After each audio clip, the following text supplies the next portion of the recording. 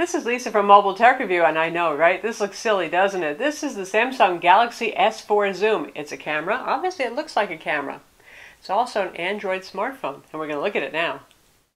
So this is the Samsung Galaxy S4 Zoom. Now this came out a while ago, but in the United States, no carrier picked it up, and it is an unusual proposition. I can see why they might have hesitated, but AT&T has picked this up, and they're offering it for $149 on contract and around $500 to $550 off contract. So this is both a phone and a camera. So if you want to know why it exists, it's exactly for that reason. There was the Galaxy camera, which was a Wi-Fi only model, or you could get it on Verizon and LTE, and it had only a data connection. So you had to have a separate data plan in addition to the one that you already have for your smartphone. So this way, for people who really want that kind of camera experience first, but they don't want a second data plan, this one has the phone built in. It's an odd phone though, isn't it? Look at this. This looks like a point-and-shoot camera. In fact, this is bulkier than a lot of point-and-shoot cameras. And just to show you what I mean, here's our Panasonic Lumix camera. This is not even a particularly super-duper small or expensive one. This is about a $250 camera that's about, 2 years old now. And you can see the difference in size. So the Galaxy S4 Zoom is pretty darn big, even as point-and-shoots go, which have gotten extremely pocketable now. And to compare it in size to our Samsung Galaxy S4, it has a smaller footprint, certainly because 4.3-inch display versus a 5-inch display here, but obvious difference in the thickness. And the form factor in general, one is a phone, usual slate phone. This is a point-and-shoot camera that happens to make phone calls. So obviously this is for you people who do want a camera first and probably are going to use a Bluetooth headset because this is a little bit bulky and just weird looking. You know, it's funny, you can hold a phablet to your head, giant smartphone, and people won't even stare anymore. They're used to that. But if you hold something that really frankly looks this much like a camera, people will stare at you. As cameras go, it's a pretty nice point and shoot. You can see right here we've got a Samsung lens here. The equivalent is 24 to 240 millimeters, so that's 10x optical zoom. That's less than the 21x optical zoom on the Samsung Galaxy camera, which is a data device only. 24 millimeter equivalent for your wide angle, and that's pretty wide. That's pretty nice. Obviously we have a nice lens cover here, protects it, and this is a zoomable lens, and we'll show you that in a minute. So it's going to pop out when you actually zoom. Got a Xenon flash on here, which is always good. We have a focusing light as well, which helps for low light. The battery is removable. The back doesn't pop off, obviously, like it would on a smartphone. We have this little door right here, a little yank point on it, and kind of like camera style, where they always have the little side-loaded batteries in here. Your SIM card slots in there, and then there's a battery, 2330 milliamp battery, so not a huge battery by smartphone standards. Micro USB port at the bottom, obviously, for charging and for transferring your lovely photos and videos to your computer. On the top here we have a dedicated shutter button. Feels and looks just like a regular camera shutter button. That's nice. If the phone is on, that is the screen is on, and you press this, it will launch the camera. If the phone is off, it will not. Our volume controls are over here. Our power button, all on the same side. 3.5 millimeter audio jack up top. We've got our microphones built in. And on the bottom we've got a little piece of plastic covering the hole right now, but there's actually a tripod mount, which is pretty nice. And you can see also our micro SD card slot, and that's SDXC, so it's compatible with higher capacity cards, which is a good thing again, because you got a fairly high megapixel, 16 megapixel here, camera that, well, lends itself to taking a lot of pictures. If you look at the front, it looks just like any other Galaxy phone. We have capacitive buttons that are hard to see as ever with Samsung for your back and your menu. A regular movable clicky home button right there, and our 4.3-inch Super AMOLED display. The resolution is only 540 by 960. You remember that? That's pretty old by today's standards. It's still a pretty colorful and sharp display. Since it's Super AMOLED, you get great blacks, you get vivid colors. The bad thing about Super AMOLED is it's not so viewable outdoors. So for something that you are going to use as a camera replacement where outdoor viewability is really paramount, it's kind of too bad in this case it has a Super AMOLED display.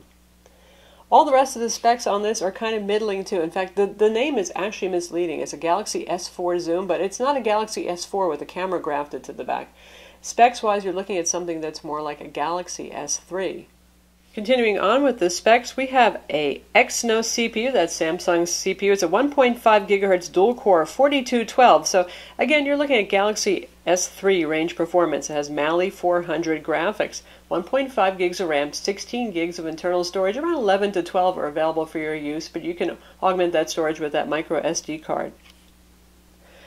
Now, various reviews have claimed all sorts of different weights for this guy, so we put it on the scale and measured 7.6 ounces on our scale. AT&T's website says it weighs 9.9 ounces. At any rate, this is heavy as a phone and as a point-and-shoot camera. I mean, it feels really heavy. You'll notice it.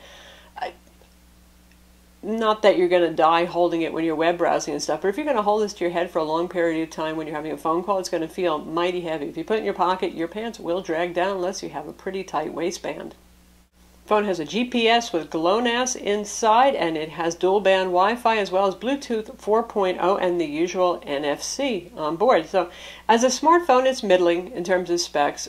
Really, the uniqueness, again, is this camera on the back. Now, here's the interesting thing. The Nokia Lumia 1020, all you camera buffs know about that. 41 megapixel. Instead of having an optical zoom with a moving lens on it, it uses a digital crop. Since there's so many megapixels, you can do a whole lot of cropping on that without actually having any loss in your image quality. So this is going at it the old-fashioned way with the zoom lens. That's what makes it so bulky. And you can see what it looks like. I've just pressed the camera button to launch the camera application, and there we have it. So, not petite. Obviously, when you're making a phone call, the camera is not running, so you won't have that sticking out.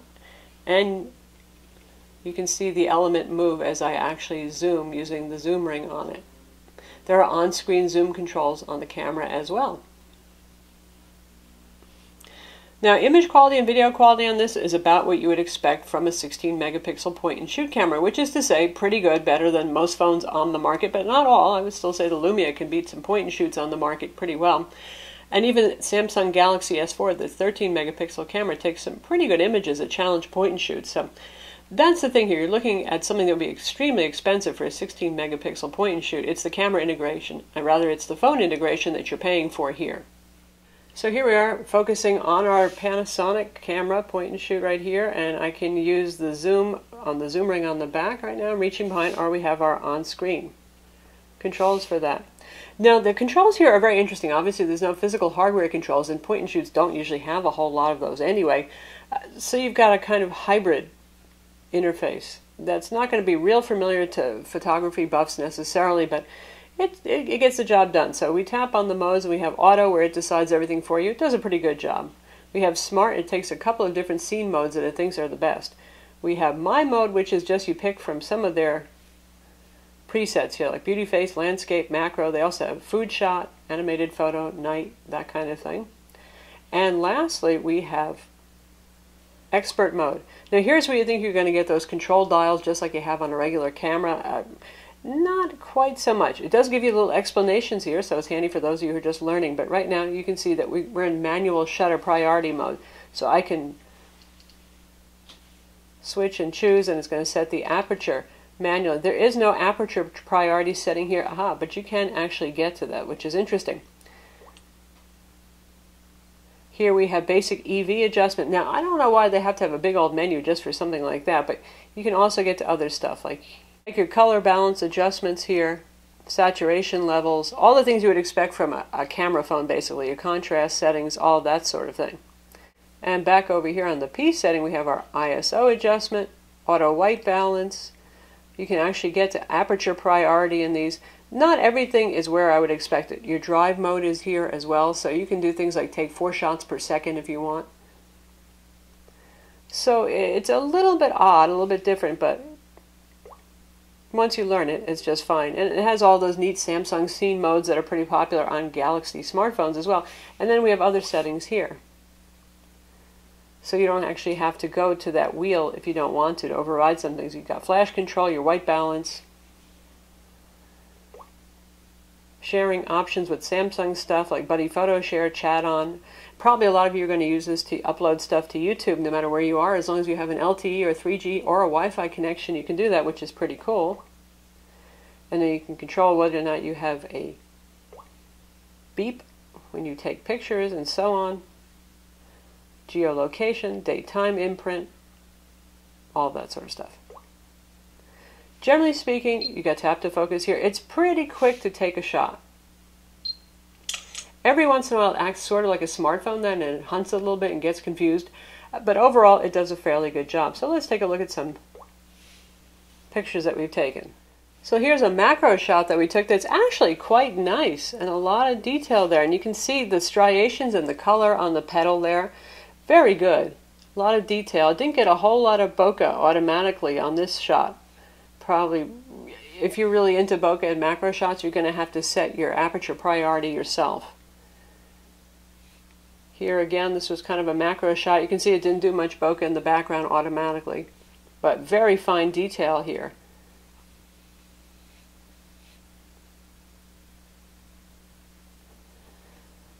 Just general landscape kind of shot. The colors are hyper vivid here. Part of that's the Super AMOLED display you're looking at. If you're looking on the computer, the colors are less Disney-esque. They're pretty good. And we have a lot of detail there without it looking too over sharp. And so it's really a pretty nice camera. Now for a challenge, we have a high contrast indoor shot, light streaming in on the white chest of our cat right here in a fairly dark room. And you can see the usual, well, screw-ups that it made. That the chest is a little overexposed. There's some detail still in the fur here, but there is a reasonable amount of detail. Again, this is like a decent point-and-shoot camera. And the fur on the back, that's pretty good, but it gets lost in the blacks eventually. And here we have another indoor shot, not really well lit, and there's actually a good amount of detail. The browns in the box are there, and there's a whole lot of detail on the cat's face. We were testing how quickly it could shoot photos, so the cat was really a great example for that, as he was having a nutty fit inside of a box. And in fact, you can see we caught a lot of shots that are in focus, which is a good sign. And here's another low light shot, my geeky desk with my Android toy. And the thing is, with the low light here and the brightness of the monitor in the upper corner, it still did a very good job of capturing and saturating the colors. Usually in darkness you'll see those things disappear. And the noise levels are actually very well controlled. I know some people have said they thought the noise levels were kind of high on this. I find them quite good. Again, by point and shoot standards, this is not a digital SLR. And one last of our cat's butt. And you can see the highlights are a little overexposed here where the sun is hitting the floor. So this is not a perfect camera, but again, you're talking about point-and-shoot quality. Can also shoot 1080p video at 30 frames per second, and it has optical image stabilization, which is nice, so you don't have video that's going bump, bump, bump, bump, bump, bump. Now back to this as a smartphone.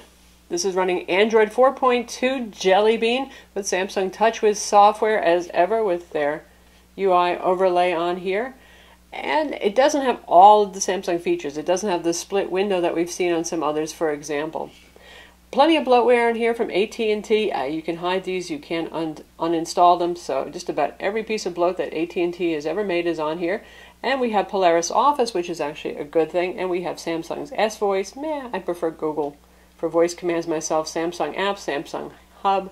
They bundle Paper Artist on here, Story Album, those kinds of things. Call quality is quite good. Again, you might look silly holding this to your ear, but it actually gets the job done just fine.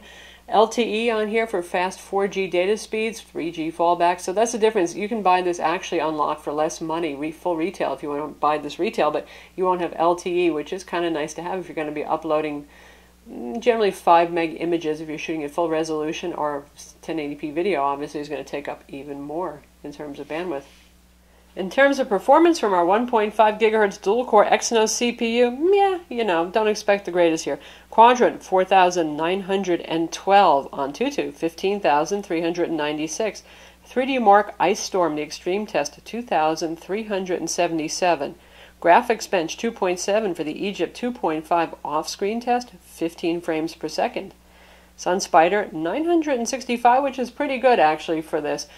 So those numbers are about 1/2 to small, depending on the test in question, to 1/4 of the fastest phones on the market right now. But that said, it's a perfectly usable smartphone. If you want to play the latest cutting-edge 3D games on this, this isn't the greatest choice. If photography is your thing, obviously it's well optimized to handle that. We had no problems with the performance of the camera in terms of what's needed from the CPU, so it does a fine job.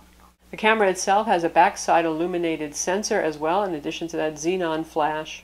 Battery life, that's a hard one to nail here because it really depends on how you use this phone or camera. Aha, there you go. If you use this as a phone and you don't take any pictures, it doesn't have a very demanding CPU. It has a small, not high resolution display, so absolutely no problem making it through the day with moderate to even heavy use. That's a perfectly ample battery capacity for that CPU and screen combination. If you shoot a lot of pictures and a lot of video, a lot shorter battery life there. Then you're going to have to use it more like a point and shoot and buy a spare battery and carry it around with you. If you want to go and take 40 photos and shoot some videos in the day, you're not going to make it through the day on a charge with this. So that's the Samsung Galaxy S4 Zoom. It's available now on AT&T. Like I said, $149 on contract, $500 off contract or so. And it's a bizarre little creature, isn't it? It's a Samsung Galaxy S3 with a point-and-shoot camera grafted on. But the nice thing is, if you really like the Samsung Galaxy camera but you didn't want to have a separate contract, well, now you have a phone and you have the camera together. That's the idea. I'm Lisa from Mobile Tech Review. Visit our website for the full review, and don't forget to subscribe to our YouTube channel.